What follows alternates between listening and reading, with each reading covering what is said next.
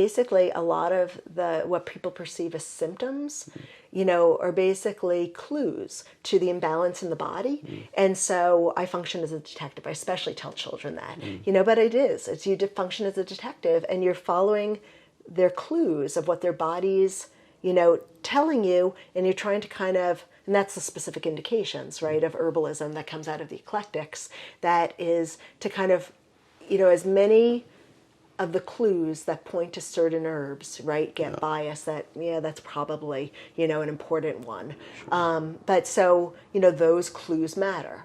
And so I do want to hear about the minutia. Doctors may not want to hear about the minutia, but I do. Welcome to the Herbalist Hour. This is where community gather, merging the power of people and flowers, the sweet and the bitter to the salty, the sour. Umami, it's time for the Herbalist Hour. Welcome back to the Herbalist Hour. Today I'm really excited to have on Lise Wolff. Welcome to the show. Thank you. Thank you for having me. Thank you for visiting me. Absolutely. Yeah. It's our first time meeting, so I'm really excited to get to know you more. Are you from Minnesota? No. Okay. I'm from Brooklyn, New York.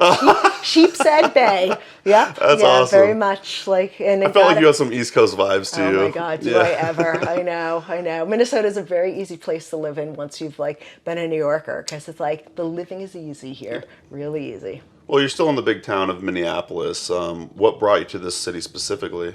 Undergraduate. I went to McAllister College. Gotcha. Yeah. Okay. So, and it was so nice. People were nice. So it's not that New Yorkers aren't nice. It's just, it's a different, it's hard to live there, right? It's hard to survive. And here it's very easy to survive. So you then develop yourself as an herbalist, right? Yes. Because the expenses aren't high. And so you can organically grow instead of feeling like you have to push.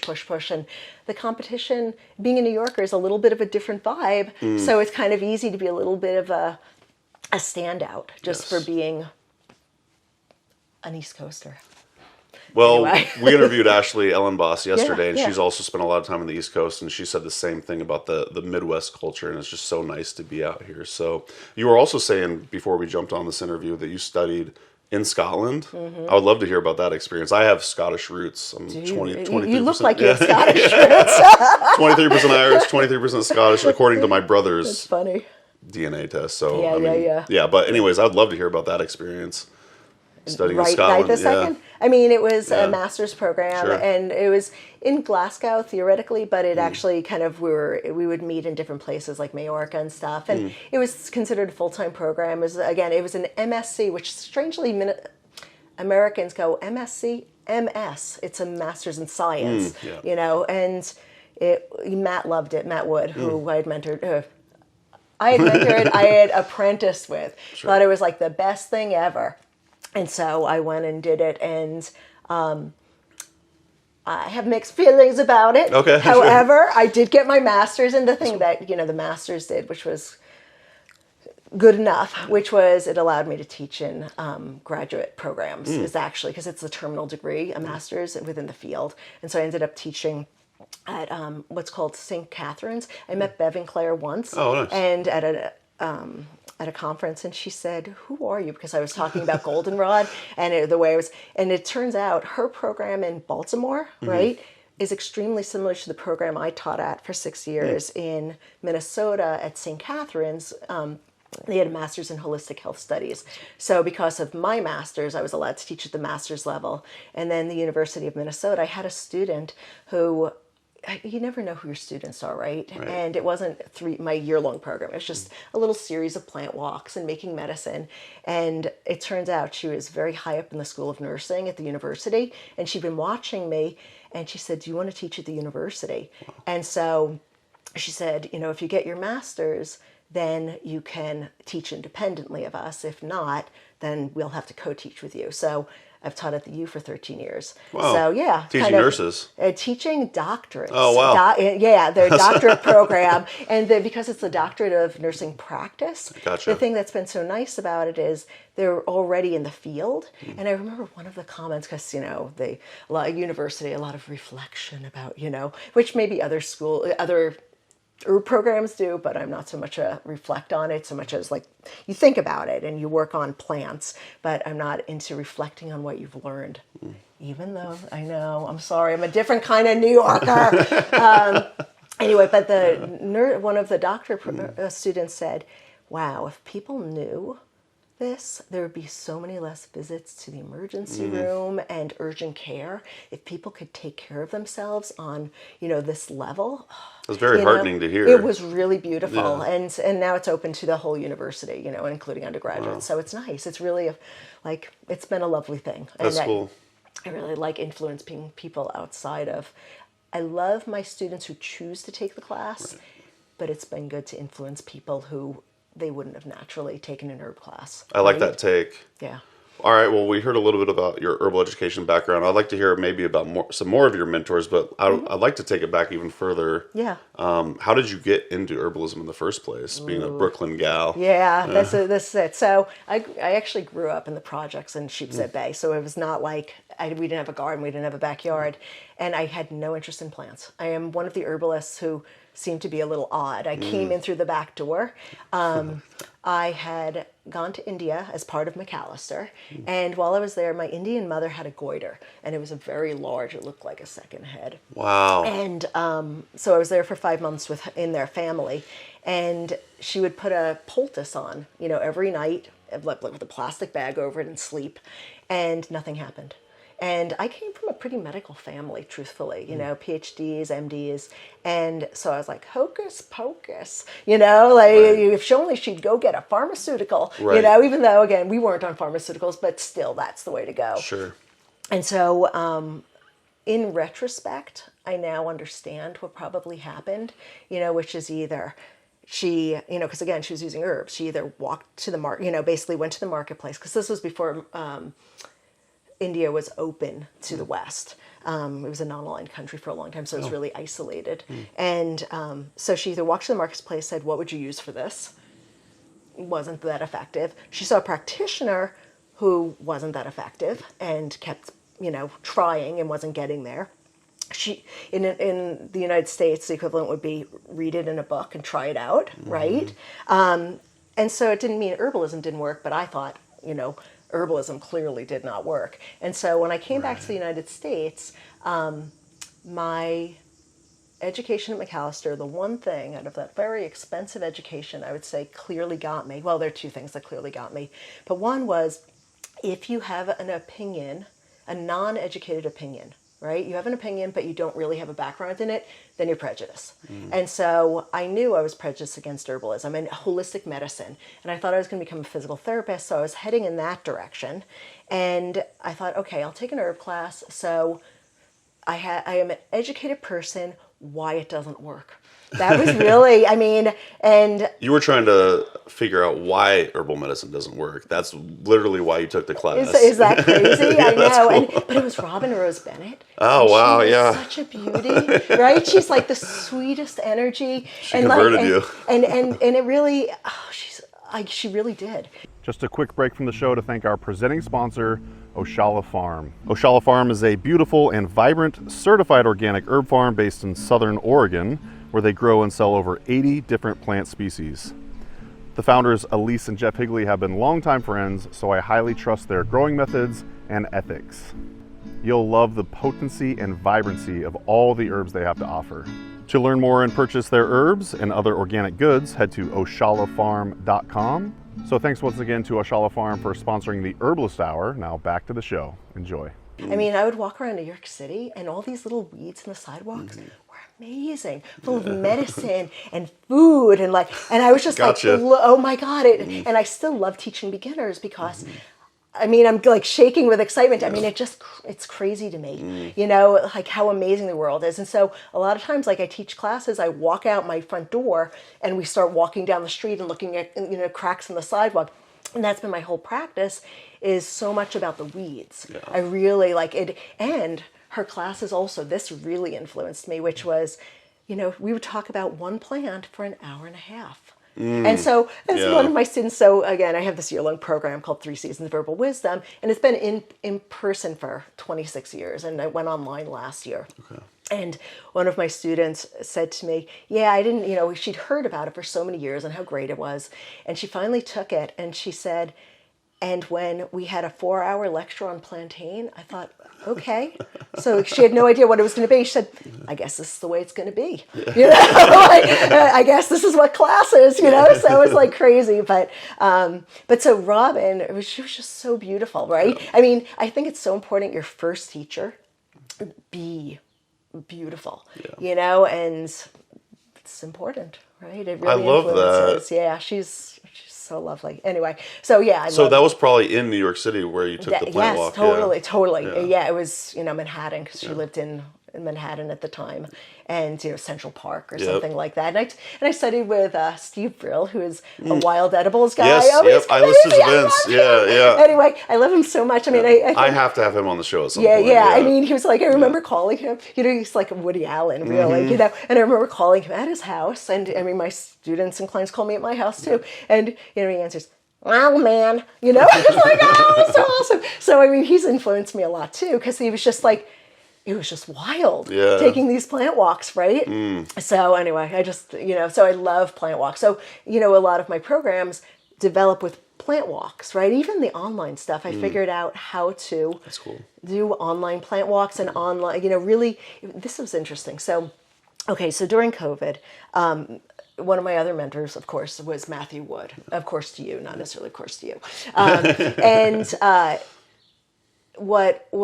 So during COVID, right, everything shuts down, but I was so used to teaching plant walks, you know, as part of my year-long program, you know, because what I would do is we'd start actually in January, and they'd learn barks and trees and bushes, and they'd make bark medicine, and then we'd watch all the plants develop. And, you know, we'd take walks, and we'd go to different areas and see plants. And so during COVID, I was like, we were only allowed to take walks, you know? Right. And I thought, and so I called Matt's Institutes, and we did a year-long plant series there. But what's interesting is the people would contact me. They'd just, my private email, you know, my work email, and they'd be like, you know, one woman in England, another in California, there was a woman in Kentucky, and they were all like, they found, because I was like, can you really find the plants that I'm talking about, right? I'm in the Midwest. And they're like, I found every single one. Okay. Every single one. And then I'll have students who are like on a trip to the Philippines, and they're like taking photographs of all the familiar weeds that they learned in class, or, you know, wherever, in Japan, you know, it's like great. It's like amazing how, as it turns out, you know, it's applicable to a lot of different places. So anyway. We're talking like dandelion, plantain, all the above. Creeping Charlie. Oh, wow. So let's see if I go quickly. Like, I use a lot of unusual ones because I've been isolated, I guess, in my own little world. I am not as much a book reader. And so, in fact, Matt, I got, you know, my first non-plant ID book because Matt walked into my room that had my books, and I had said, I really don't read, because he's such a reader. He was like, he thought I was joking. And he walked into my room, and he said, wow, you really weren't joking. Because all I had were plant ID books. Right. So he got me my first, you know, Nicholas Culpeper. And, oh boy, I've lost my trail. What was I, where was I? I was asking about like the different plants that are all over the globe, Yeah, and so basically, if something was prolific, I would learn it in my office, not as much from reading, a little bit of reading, but mostly I do this thing called pulse testing in practice. Yeah, I was going to ask you about that. And it really fine tunes. And so if I had a new plant I was trying to learn, basically all my clients got tested on that, as well as the ones that made sense by, you know, patterns. Specific indications is what we use from the eclectics, and tissue states from Matthew Wood, although that preceded Matt by, you know, quite a few other practitioners, the physiomedicalists, and practiced with tissue states as well. But in either case, I would basically, if they tested for it, I'd look very carefully. I do what's called a proving in homeopathy, which is basically you help them do a very careful inventory of their body, and then you give them the remedy and find out where it goes. And it was fun. I mean, that's also helps people understand herbs work very quickly. You don't have to wait over several months. And it's drop doses, like Matt Wood, you know, introduced from homeopathy. So Creeping Charlie, obviously, well, I'll go back to the barks. Oak, red osier. Dogwood has been a really, like, now it's a whole day long of lecture on that one. And a lot of, it's an amazing plant. I'm going to talk about that, actually. I'm going to be teaching at the Good Medicine Confluence. I was going to ask you about that. Yeah, I got invited. Is that the 5 herbs that are underused? Yes, that's going to have oxalis, which is, wood sorrel, red My mouth osier. just puckered when you said that word. Yeah, and it's an amazing plant, right? Yeah, totally. But as a medicinal instead of just an edible. Yeah. And let's see, lady's thumb, which is Polygonum persicaria, which actually its botanical Latin has changed. It always but does. it's a relative of Japanese knotweed. Whereas everybody uses Japanese knotweed, this is a very easy to collect, very common weed that people see. I've developed that quite extensively. Cool. And then I forget what the others were. Okay. I'm sure also, when I see it, I'll be like, oh, there you go. But, false Solomon seal, that wasn't really used in medicine. Solomon seal because of Matt, but I used false. And that was, I learned that from the doctrine of signatures. And it turned out, so I use doctrine of signatures a lot. I use, of course, qualities of the plant, behavior of the plant. That's a lot of ways of learning. And then the thing that's been so much fun. Okay, so I love my students. I love my students. They're, we develop a year-long relationship, and I expect them to be smart. And they come in smart in different ways. Some people know nothing about plants, but almost it's that not knowing that makes them really good at asking questions, right? There are people who are in the medical world, people who are body workers, right? People who are acupuncturists, but they don't know plants, or people who are botany people but don't know anything else, And so it's been so interesting. I learn from them all the time. And if you give them the opportunity to think, they teach me so much. Yeah. And then and the whole goal of 3 seasons, I've always been, it's funny. It's like, so at St. Kate's, one of the heads of the program said, you really have your chip on your shoulder about academia. It's true. It's true. I really love, I'm practical. And so much of what my programs are meant to be, in all my classes, are meant to be practical application. Yes, thinking, but certainly thinking, but so much about discovering how to use the plants around you. And I'm not a gardener. I still can't garden. I grew up in New York. I don't know how to garden. I tried and nothing grew. And so I realized I was a wild plant person. But people can really learn, understand. I have a student in Canada now. I have a few students in Canada. And they're like, I can't find everything you're talking about. I think they can find 50% so far. Yeah. And I'm like, the whole way I'm trying to teach is that you can figure out plants that grow around you prolifically. I'm trying to teach you the steps to understand that, to be able to see and taste and feel it and work with people so that you can find out what the plants around you do as well, instead of just relying on me, to tell you what they're going to do. Yeah. Because I think if you can be a thinker, you can use them in many, many ways that it never occurred to me, and so the practical thing is, I so want people to know how to make everything, to identify it of their own accord, well, with my help, right? Because I'm an in-person, that's a really helpful way of, tasting everything. And you saw that, did you ever look at the video, on my early spring plant walk? There's a video of, it's on the sales page on my online classes. Yeah. Which is herbalistlisewolff.com, right? Yeah, well, that's your main my website. main one, and then you can get to my online classes through that. But, the first thing I do is, I'm touching, I'm explaining, and then I stick it in my mouth, a nice dirty root, because that's the way to learn things. Totally. And so, I learn a lot from my students because they can think. Yeah. And they try, and the whole idea is to make this a practical application. They're actually using it in real life and not waiting till the end of class. The whole thing that I've explained to them is the year-long program is meant to be like Matt apprenticed me. He was there for me when I needed help, when I didn't understand or I was stuck on a case. He was there. He would talk to me. He would talk me through it. And so my online program, now the year-long in-person, which is still going on, is, of course, I'm there. How often we meet, they get me. And we often have, now we have an online network called the Mighty Network, which a lot of people have, right? That, yep. A private little thing. I say I Sure. don't do social media. Yeah. I do, but it's secret. Okay. You can't find me. Yeah. Yes, I exactly. tried. You can't find me. That's right. It's secret. But the online version, we meet once a month, a live Zoom Q&A. So people ask questions, and it's amazing how quickly they jump to just real questions. It wasn't like, I don't understand this, because one of the students said to me, who's taken quite a few other programs, she said, you explain everything. Like, you're very clear and thorough. So I haven't had any questions.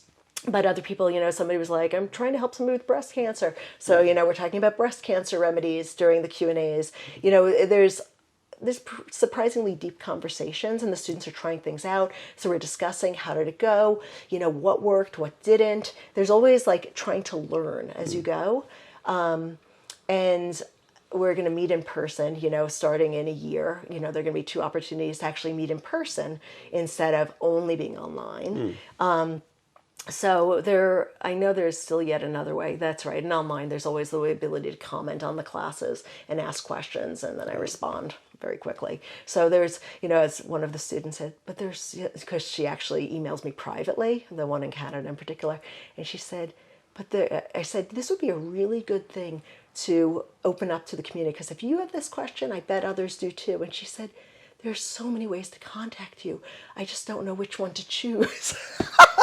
It's like, because I'm so so I just called her. I said, get WhatsApp and let's talk on the phone for 20 minutes and I'll answer your question. Because I love my students and I want them to succeed. I want them to use this in the real world instead of being an academic exercise. Like, well, that was interesting, and move on. For sure. All right. So you took an herbalism class back in the day in order to prove why it wasn't. And then you converted to becoming an herbalist, essentially, through the beauty of Robin Rose Bennett and her teachings. I want to say I've read now that you're a flower essence practitioner. You do drop dosing. We're not talking about poisonous plants. We're talking about getting the energetic level. So between both the drop dosage of the medicinal herbs as well as using flower essence in your practice, how did you go from disbeliever and herbalist to full on entering the realm of hippie dippy shit, the flower essences? I know it. How do you explain it to why you use flower essences, how you got into that, and just your whole philosophy on that? Okay. So no, I'm a believer. I'm not. It's fair. I'm just kind of very curious because it seems like a progression. Yeah, it certainly. And again, I've been practicing for almost 30 years, right? So it's a progression. Absolutely. And all right. So Robin Rose Bennett was beautiful, but it didn't mean I was going to be an herbalist, right? It just meant maybe I made a mistake. This stuff actually works, okay? Sure. But I was so interested in it. I mean, really, you find something, you just have to prioritize. And so when I moved to Minnesota and eventually found Matt, I did study with other people and stuff, but I found Matt Wood, and he said, that I was meant to be an herbalist. He saw something in me, which weirded me out, right? Because I'm like, I just took an herb class once, I mean, 9 months worth of classes with Robin, but still, and consequently, if he's going to be my mentor, even though we didn't say that, right? He did ask me to apprentice, but it meant he was going to be the model, right? And the model was, drop doses, pulse testing, doctrine of signatures, tongues, and tissue states, and, and specific indications. So obviously that influenced me.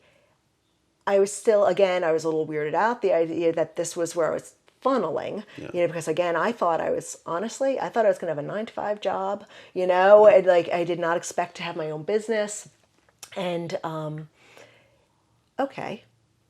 And it turns out when I was trying things out on people, it actually worked. Yeah. And it kept working. And it kept working. And it was drop doses, it was little things. I would make mistakes and then discover a new plant, because plants looked alike. So I'd pick the wrong one, that was a very close relative, like hoary vervain instead of blue vervain, and I'd figure out how to use it. And so that's where I said, my apprenticeship with Matt was kind of weird because I couldn't garden. I was supposed to garden. I didn't know what I was doing.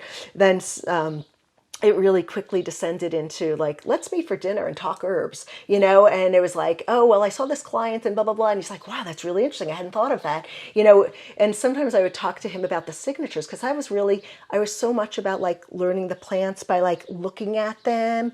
And, like I treated pneumonia with lady's mantle because it has, and it's a garden plant, but other people grow garden plants. Sure. And he had a lot of it in his garden, and it has a drop of dew that sits on the leaf, right? And what is pneumonia, but a pocket of fluid in the lung that's not resolving. And I told Matt that. He's like, and I had a case where it resolved, and he said, and he looked at me like, are you crazy? Which is hysterical because Matt is all about that kind of like, whoa, but that was how I was figuring out the plants. And so I was of interest to him because I was figuring out things that I could teach him, even though I wasn't intending on it. It was just like trying things out, and it was actually working out. And so, so drop doses is working out, and again, I wasn't planning on being an herbalist. I was just very excited and taking classes. But people, it was word of mouth, right? It was a very organic process. Clearly, I still haven't done social media 30 years later. It was always like people telling other people. And, sometimes, by the way, if people are like, oh, what are you doing? Especially with the pulse testing, I'll say, well, why don't you feel your pulse? I'll have my clients feel the pulse and their own pulse. And then I'll put bottles in their hand, like that's the flower essences. Or tinctures, I'll put drops on. And they can feel changes. And they're like, wow, that's really interesting. And it helps them open their mind to the possibility that it's not all what it appears. Yeah. The other thing, another influence, this is heading toward flower essences. Yeah. Is now, you're right. I really hesitated on flower essences because, it was hard enough that like herbs were working at drop doses, right? But then, and I had a client who, there was another flower essence. By then, I was working at a place called Present Moment, which is an herb store that Matt also learned a lot in. And, he talks about it a lot. And I learned a lot while I was there as well, And one of the things that, there was a flower essence practitioner I worked on the same shifts with, Martin Bulgarin. He's local. He's very good. And I was not interested in it. And I had a client who she came to see me for some psoriasis on her knee because she had gotten flower essences and it resolved the psoriasis, but she couldn't stop crying. And she had a business she had to run. And so I was like, oh, yuck. Like, not interested. I don't like drama. I want people to feel better, not worse before they feel better. I don't need to throw them into a healing crisis. And so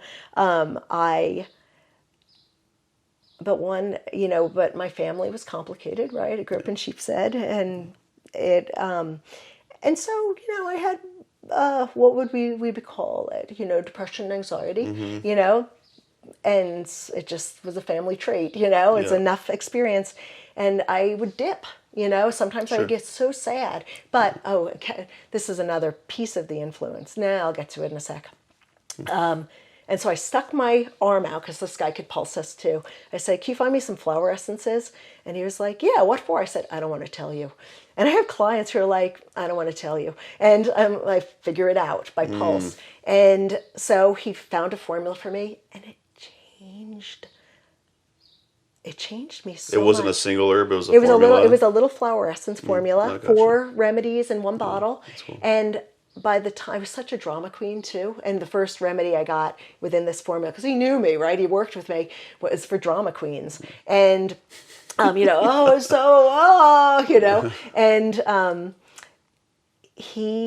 so I had already, called my friends and said, I need to talk. And so when I got home from work that night, I'd had my drops of flower essence, and I'd had this terrible sadness in my chest, which was gone. And that had been going on for several weeks at that point. And my friend called me and said, how are you? I said, I'm fine. Like I felt fine. Like I was kind of embarrassed that I'd like been upset about whatever this was. And it shifted me. I don't have anxiety and depression. I mean, you know, and I've gotten flower essences over the years when, you know, other stuff came up. And it was life-changing. Wow. And I thought, I have to learn this, you know, because, and so a further influence to back up. And why was I in the projects? You explained it to me. My father was a psychologist. And so he spent a lot of time talking to me about like understanding people, and he had his own practice. I mean, this is after the projects, right? Things develop, you know, life is complicated. But, and so to me, it always mattered how people felt, you know, like one of my questions that, and this is the couch where my clients sit when they first come in, inevitably makes everybody cry. And they're like, I'm so sorry, I'm crying, is, you know, I say, what does it feel like to be in you? And that's not a question people get asked, right. You know, and that took a long time for me to come up with that, you know, question, but it's, you know, because, and I don't need their whole life history anymore. You know, they'll give me key points, great. With the flower essence, I call it troubleshooting, you know, so I test fairly broadly because sometimes you just don't know what's buried in there. And they're so effective. Remember, I talked about doing provings where people can, you know, pay attention and you give it to them. And people can feel it. That actually what it turns out when you pulse test, I'm going to teach that. That's another class I'm teaching at the Good Medicine Confluence is pulse testing. So it turns out almost everybody, with few exceptions, you don't have to feel their pulse. If you put the bottle in their hand and they pay attention, they can feel its effect. And so a lot of clients, you know, as I'm pulse testing, I'm like, can you feel this? I'm not telling them where do you feel it. I'm not telling them what to feel. I'm just like, can you feel it? And they'll be like, oh, yeah, my heart's beating faster. Because, you know, you can feel it. There are three different pulses. It's not that complicated. Yeah, I can teach you too. It's really, it's all very reasonable. So with the pulse, it turns out a lot of people can actually feel it if you give them the opportunity. In fact, actually, the first time I realized people could feel it, I had a young man, and this was many years ago. This was probably 25 years ago, who I was friendly with, and he had long-term, you know, depression, and I was like, I could probably help you. So I'm, you know, futzing around with flower essences, and I'm taking a formula, you know, I'm working on a formula, and I'm taking a bottle in, he said, put that back in. I said, what? And he said, put that back in. So I put it back in. He said, that makes me feel like a butterfly. I know, you laugh, but awesome. You know what? It was like, I had no idea. Yeah. And that was the first person who told me they could feel it. Yeah. And so again, That's if cool. you give people the opportunity, yeah. they can tell you what they're experiencing, and it's a feedback mechanism too. Because what I do is when I'm making a formula, depending on the amount of time I have, my initial consult is a 2-hour consult because I want to make sure I hear their story, I ask the questions I need to ask, and then I have enough time to send them home with something good, you know, that's going to, you know, help them move forward before their follow-up, which is usually about 3 weeks later. Yeah. And so I have a formula, and then as the formula is finishing up, I say, can you feel the difference between this one and then, you know, and I can put it back and that without, and they usually can feel it. And I call it the top note. It's like how they experience the remedy. As long as on the pulse, I can feel junk moving out. It's like an aromatherapy term too, almost. Isn't it? I think so, but. What was the term? Top note. Yeah, it is. You're right. Yeah. Which I have been a little exposed to. Okay, right? Good point. You're right. And it is. And it's the top note. It's the way they experience it. And I want to make sure they enjoy the way they experience it. Because sometimes it feels good to me, but it feels a little more sedate to them. And you have the option with herbs or flower essences, really. They can feel this with herbs too. It's not just flower essences. Sure. That top note of what you leave them with as they walk through, you know, their days. So anyway, pulse testing is really fun. You learn so much from it. And And that's the part that's interesting too. It turns out that translates online. Like, how does that work? I mean, how can people learn that from watching videos? But you do it. Yeah, you do. I mean, I have a lecture, you know, which I'm going to do at Good Medicine Confluence. And then, you know, just trying it out with some of the key guidelines. Oh my gosh, learning it from Matt was crazy, right? Because I love him, but he was not detailed, you know? I was like, definitely not detailed. So it was kind of like learning. I remember, you know, sitting in on a client I was having, it was a cancer case, and I was like very insecure, and the woman was like, you are my practitioner. She was a doctor, but I had such good results with her already, where like a big lump had like shrunk within a week. But I'm like, oh no, you know, I'm not ready. It was like my first year of practice. And so Matt sat in with me, and he was like, you know, I'd feel something, and I'm like, that's a good one. And he'd be like, no, that's irritated. I was like, okay, that's irritated. Like, that's how I was learning pulse testing. I mean, it was like so fly by the seat of my pants. Yeah, I mean, it's interesting. So over the years, I've learned how to structure things so people can really you can get solid information that clearly structures a lot of these diagnostics. So anyway, including tongue diagnosis, although we're supposed to call it tongue, what's it called? Not diagnosis, we're not allowed to diagnose. Tongue evaluation. Oh, I always hear the diagnostic term, but yeah, you're right. That'd probably be the better term to use. Right. I know that was a Legally. new thing, right? Yeah. Anyway, so all right. So you had wanted to ask a question about my question. Yeah, I want to ask. Yeah, exactly. Do you open your sessions with your clients with the question? What was the question that you asked them? What does it feel like to be you? Absolutely not. No, that's too much. Gotcha. Yes. So yes. you ask it at some point during the session. That first session, as it's kind of like we're not having much to say to each other. Yeah. You know, it's like I don't have any particular questions to ask them. I kind of feel like I got to, you know, after 30 years, right? Yeah. You can kind of read a person pretty quickly. Totally. And although I ask physical questions, I just double check a few thoughts like tragic childhood, you know, kind of thing, you know. Check. Check, you know, right? Stuff buried in you, check, you know, right? You know, like, how's your, you know, they'll be like, you know, I'm like, do you live with anybody? Yeah, I'm married. How's that? My question, how's that going? Well, that really answers a lot of questions because people want to, you know, it's like, well, it's all connected. But yeah, I mean, you know, people tell me a lot of things that, you know, people will be like, I've never told anybody this, you know, and that's part of why it makes people cry. But no, I wait till they're used to me. You know, if somebody's never seen me before or never seen an herbalist, which is pretty typical, right? They, you know, I try to explain what herbalism is or that what I'm doing, because what I explain to them is, you know, obviously I'm not a doctor. Right.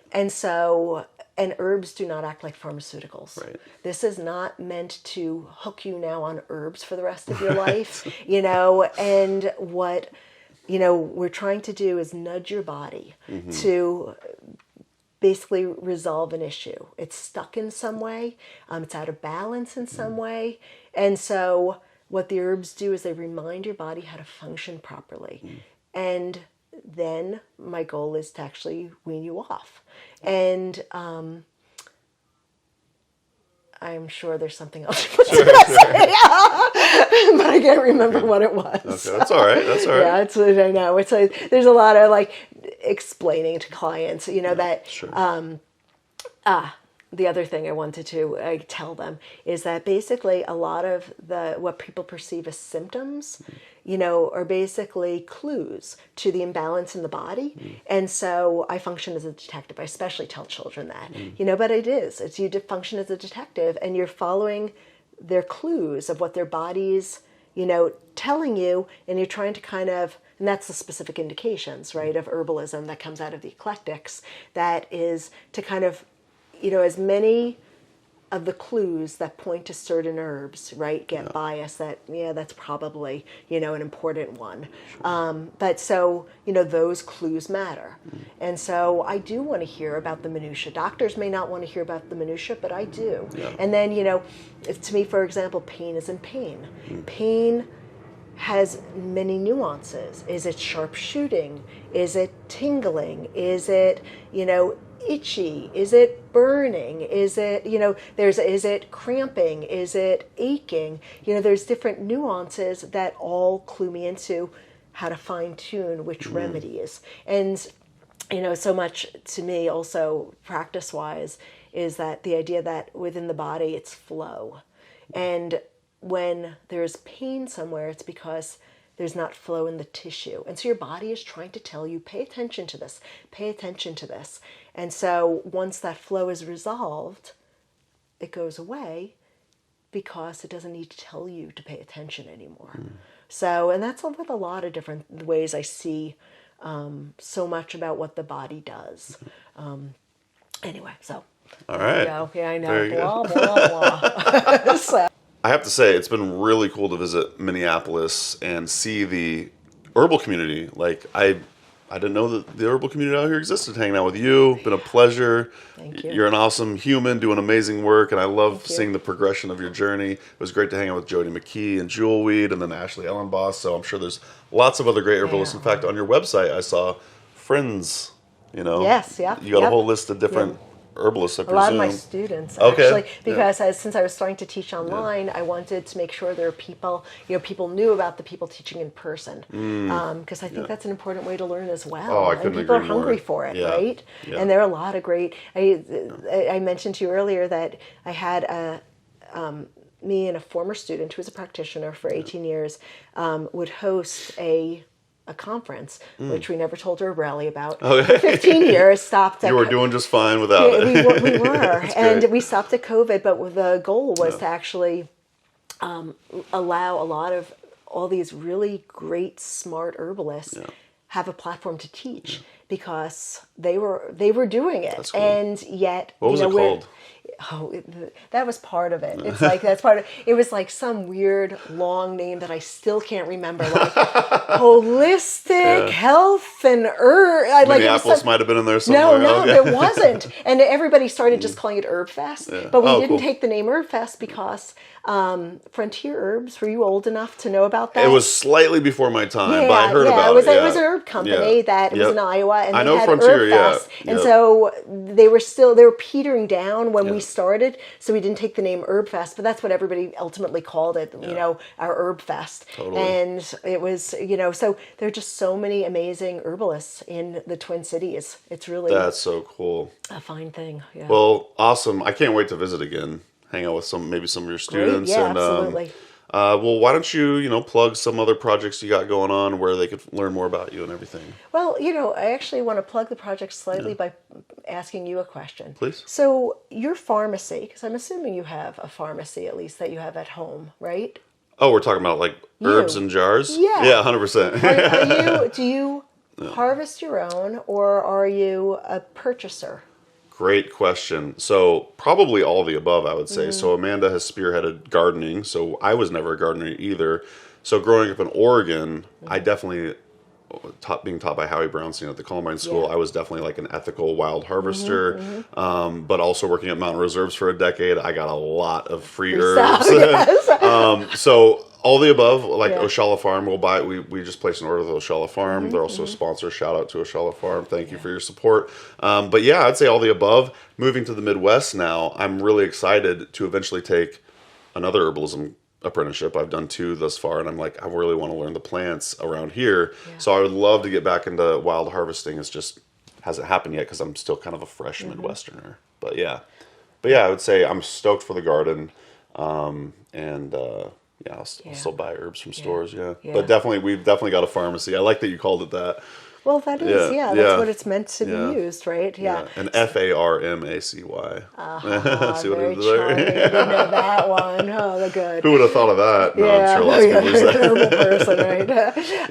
Because, all my classes are geared toward fresh plant material. Cool. I don't use dried. Nice. And so that's part of the whole local thing. Yep. And so, for example, I have a class on my online teaching site called Foundations of Making Medicine, but it also says, if you can read the full line, it says from fresh plant material.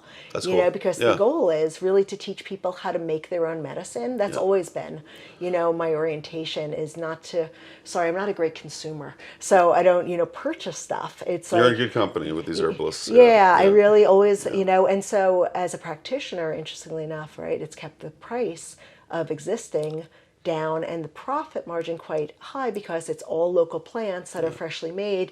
So you can make your own tinctures and oil, medicinal oils from what is extremely common, you know, Totally. and yeah, and I, you know, some of the things I think about is like water resources, right? On gardens now, it's like weeds don't really need it. And I was listening to the Good Medicine Confluence, some of your interviews. Oh, cool. And the woman talking, I don't remember her name, but she was talking about ecological changes as an herbalist and responding to that. And it's been Darceville, I think. yeah, probably, and it's been so interesting watching transitions in Minneapolis and learning to use the plants that are transitioning, you know, as the other ones kind of back away, has been happening within certainly my practice. Anyway, so fresh plant material, I'm all about it. Yes. So, but anyway, all right, that's a funny note to end on. But, you know, I just wanted to make that point because it's really so much of the orientation of what I do. Yeah. So herbalistlisewolff.com, and that's Wolf with 2 F's. yes. And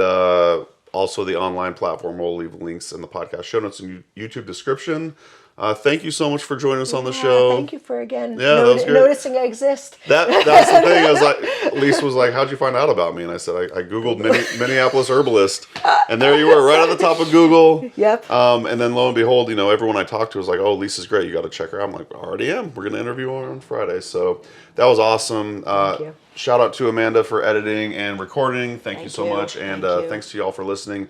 We'll see you in the next episode of the Herbalist Hour. Bye. Thanks so much for watching today's episode of the Herbalist Hour. If you enjoyed it, please give it a thumbs up. And if you want more great herbal content, be sure to subscribe to our Herbal YouTube channel. If you enjoy these Herbalist Hour episodes and you'd like to join us live, you can do so by becoming an Herbal Schoolhouse member. Learn more at herbal.com/schoolhouse. And if you want to get your first 30 days for free, use coupon code YouTube30 at checkout. So our Herbal Schoolhouse members get access to exclusive video classes, monographs, and a lot more herbal community discounts, along with joining these live Herbalist Hour interviews. So one more time, herbal.com/schoolhouse. Enter coupon code YouTube30 at checkout to get your first 30 days for free. All right, we'll see you in the next episode, and take care.